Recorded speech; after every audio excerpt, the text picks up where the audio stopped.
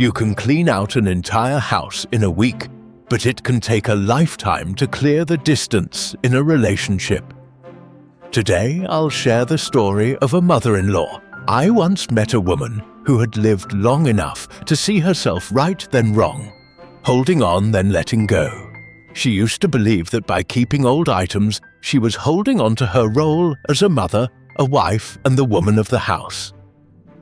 But in the end, she realized that those things she thought she was keeping were the ones keeping her stuck, straining her relationship with her daughter-in-law, making it uncomfortable, full of unspoken words and misunderstandings.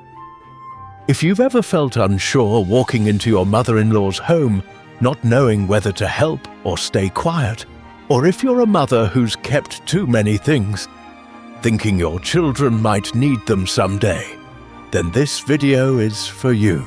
I will tell her story through 7 honest lessons, sometimes painful, sometimes embarrassing.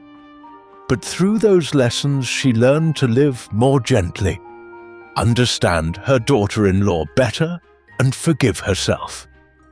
This video isn't just about decluttering things, it's about decluttering the heart. It's not just a mother-in-law teaching her daughter-in-law. It's 2 women learning how to live under the same roof without hurting each other. Sometimes just cleaning out a cabinet together, letting go of one gift at the right moment, or writing a single letter can be enough to change a relationship forever. In today's introduction, you'll hear about a single soft sigh from that daughter-in-law, but it was enough to make the mother-in-law start clearing out not just her kitchen, but also the pain no one had ever put into words. After that, we'll walk through each lesson, each one tied to an object, a shift in thinking, and a step closer to real peace. If the title of this video touched something inside you, please like, share, and subscribe to the channel. Every subscription is a message of encouragement that helps us keep bringing you gentle and useful videos for those entering old age, becoming a daughter-in-law, or simply wanting to live lighter in their own home. Thank you for staying with us until now. So now, let's begin with the first lesson from a single sigh in an old kitchen. Lesson 1. Don't hold on to everything just because you were once a mother. The mother-in-law in this story used to keep almost everything in her old house, from a juicer she hadn't used in 10 years to a 6-seat dining table, even though she now lived alone. She said every item had once been part of her family, something she used to care for her husband and children, and that someday she might need them again if her grandchildren came to visit. But the more she held on to, the more she realized her house wasn't a living space anymore. It had become a storage room for memories. One day, her daughter-in-law opened the kitchen cabinets and saw stacks of old plastic containers, dusty utensils, pots without lids, and the mother-in-law heard a soft sigh. Not a complaint, just a quiet breath full of quiet endurance. It was enough to make her feel unsettled. She told me she didn't keep those things because she needed them, but because she was afraid. Afraid of losing her role. Afraid she had nothing left to hold on to that made her feel like the devoted mother who once stood over the stove cooking every meal. But she also admitted that by holding on to everything she had unknowingly made, the house stifling made her daughter-in-law hesitant to clean or organize, and left herself feeling misunderstood. It wasn't until she started letting go first the rusty old juicer, then the mismatched cups, and later the chipped dishes she once saved for grandkids, that she began to see the kitchen counter again, the sunlight hitting the sink, and her daughter-in-law's face softening. No more words were needed. Just removing a few things gave space for the relationship to breathe. She told me that being a mother is a lifelong role, but you don't need to keep everything that once came with that title, because sometimes letting go of a few material things allows you to hold on to just a little more love. Lesson 2. Some things no one dares to touch, and they shouldn't be hidden anymore. In her house, there was an old wooden box tucked deep inside a wardrobe. The box wasn't big and it didn't have a lock, but her daughter-in-law had never dared to open it, and she herself had never dared to throw it away. Inside were a few old letters, a faded shirt that once belonged to her late husband, a yellowed wedding photo, and a few small items that no one else would understand why they mattered so much. She said that was where she hid her pain, her memories, and she believed that by keeping it a part of her past was still with her. But then she realized that every time her daughter-in-law cleaned the room, she would quietly avoid that corner. Neither of them said anything, but both knew that something was being left behind in the house, not because they couldn't see it, but because they didn't know how to face it until one day she decided to open it for the first time in years. She held each item in her hands. Sometimes she cried, sometimes she laughed, and sometimes she just stared at it for a long while. Before gently setting it down, she said she didn't throw everything away. She kept one photo and neatly folded the shirt, and the rest she placed in a paper bag to donate. She told me it wasn't because she had stopped loving, but because she loved enough not to let those things become a wall between her and the one she was living with. After that day, her daughter-in-law came into the room for the first time to help wipe down the closet. They didn't speak about the box, but they organized everything together. And from then on, the room felt a little brighter, the air easier to breathe, and their eyes softer. When they looked at each other, she realized that some things we think we're keeping just for ourselves are actually making others afraid to come near. And some memories don't need to be forgotten. They just need to be folded gently and kept in a space that fits in the heart, not hidden in the dark corner of a cabinet anymore. Lesson 3. An old rug can make you fall and make someone else hurt. That mother-in-law once fell right in her kitchen. Not because she slipped badly, but because of a small old rug that had shifted out of place after years of use. She told me she wasn't hurt badly when she fell. But what haunted her was the look on her daughter-in-law's face when she rushed in. It wasn't panic. It was a look that was almost scared and upset at the same time, because her daughter-in-law had gently suggested many times to replace the rug, to clear out the hallway, to reinstall the grab bar. But she never listened. Not out of stubbornness, but because she thought she was still fine. She thought she knew the house too well to change anything. She didn't want anyone rearranging her space, but lying on the floor and hearing her daughter-in-law calling her son with a choked voice made her realize that keeping dangerous things isn't strength. It's something that wears others out that day. Her son brought home a new non-slip rug that was smaller and easier to clean. And her daughter-in-law quietly tidied the hallway, removed unused boxes, stacked old books neatly, and added another grab bar along the wall. She didn't stop them. Didn't say a word, just sat there watching. And when everything was done, she said only one sentence: "Thank you." It was the first time in many years she had said that, not because of the rug, but for the care her daughter-in-law had silently given her all along, care that she had never acknowledged after that fall. Not only was the house neater, but her heart also softened. She became less defensive, less prideful, and began to listen.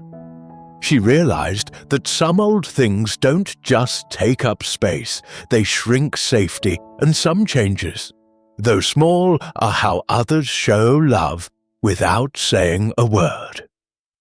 Lesson 4. Don't use belongings to hold on to your status. That mother-in-law used to keep many items, Not because she needed them, but because she was afraid of losing a certain role in the living room. She still kept the old baby rocker, even though the child was now in middle school. On the shelf were books about feeding toddlers in the closet, hung an old dress her daughter wore to college graduation. She used to believe that as long as those things were there, she was still a mother, a grandmother, someone essential to the family. But after years of living with her son and daughter-in-law, she started feeling left out. Everyone just passed through the house without really living in it. She used to feel sad when her daughter-in-law bought new things, rearranged the kitchen, or chose bright curtains without asking her. But then she realized she was turning the home into a museum of past roles instead of a living space. She said once her daughter-in-law tried to pack away the parenting books. She saw it and almost stopped her, but then she paused, not out of acceptance, but because she saw her daughter-in-law's face slightly fall. Not out of fear, but out of exhaustion. Tired from always having to ask permission, always avoiding conflict, always living in a space that didn't feel like hers. That day, she spoke up first. "Go ahead and put them away. It'll give us more space." And for the first time, her daughter-in-law smiled. She told me that when you're no longer holding on to your old roles, you don't need to prove anything anymore. You just need to show up gently without pressure, without clinging, without using old things to weigh down the present. Because sometimes holding onto a piece of clothing just makes others hesitate to come close. But letting go can help you truly become part of the home, now, not just the keeper of what once was. Lesson 5. Don't clean just to stop others from being uncomfortable. There was a time when that mother-in-law started tidying up, not because she wanted to, but because she was afraid her daughter-in-law would be upset every time her son glanced at the old newspapers in the living room, or when her daughter-in-law quietly gathered the unused paper bags. She felt like she was a burden. So she began cleaning. Reluctantly. Cleaning just to save face, cleaning, because she didn't want to be the reason behind her children's sighs. But the more she cleaned, the more tired she felt. Not from physical effort, but because her heart wasn't at ease. Every item she picked up felt like another layer of defense, another act of endurance, a feeling of being judged. Until one evening during dinner, her daughter-in-law said something very small. "Mum, don't clean because of us. I know you have your reasons for keeping those things." She froze, not because it was a beautiful sentence, but because she didn't expect her daughter-in-law to notice how she felt. That night, she didn't clean anything. She just sat down and wrote a list of the things she truly wanted to keep. And the next day, she began decluttering from that list, this time for herself. Because she wanted a tidier home to breathe easier. Because she wanted to find things without wasting time. Because she wanted a bright room to read in the morning. And strangely after that, she didn't feel tired anymore. She felt like she was doing something that was right for her. And when her daughter-in-law stepped into the room, the air felt lighter too. No pressure, no tension, and no more sense of enduring each other. She realized that cleaning for someone else only brings temporary approval. But cleaning for yourself can truly transform the space and the relationship. Because when you feel at ease, those around you will feel it too. No one needs to hold their breath in their own home anymore. Lesson 6. Clean one drawer together, and you might understand a whole lifetime. It all started on a weekend morning when the daughter-in-law suggested helping her mother-in-law clean out the bedroom closet. That was where she kept random items from old handkerchiefs and spools of thread to wool sweaters and small unlabeled boxes. At first she declined, saying, "Let me do it myself." But her daughter-in-law gently pulled up a small chair and softly asked, "Mum, do you still wear this sweater?" And somehow That day she didn't snap, didn't deflect, just quietly looked at the sweater and shook her head so they sat together, and the daughter-in-law picked up each item and asked. And she nodded or shook her head. Some items made them laugh because neither knew what they were for. Some she held for a long while before placing them in the discard box. Everything happened slowly with no pressure, no rush. And after about 2 hours, the drawer was neat and clean again. But more importantly, she felt a lightness in her heart and a strange closeness to someone she once felt distant from. Afterward, she told me she had never felt so deeply heard. Not through words, but through the eyes, the patience and the unhurried hands of her daughter-in-law. Something she once believed impossible between a mother-in-law and daughter-in-law turned out to just need a shared drawer.